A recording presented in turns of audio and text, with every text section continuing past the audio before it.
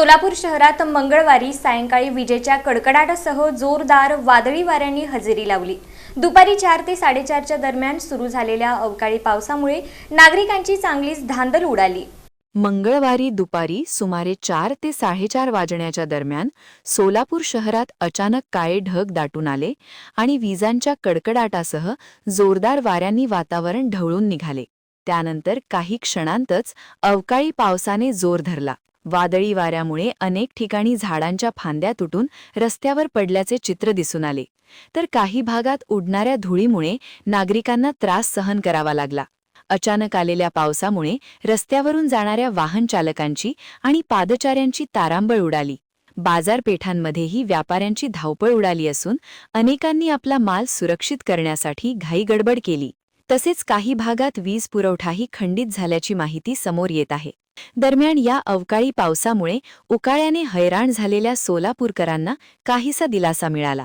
अचानक बदललेल्या या हवामानामुळे पुढील काही तास सावधगिरी बाळगण्याचे आवाहन प्रशासनाकडून करण्यात येते।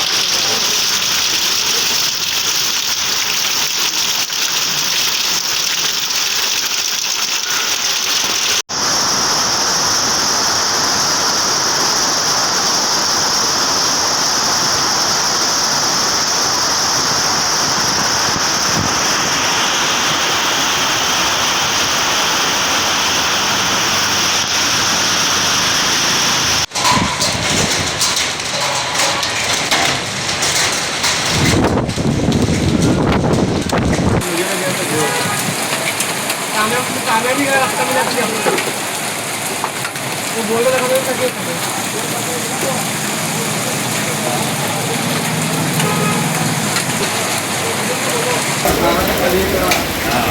ये रे बाटी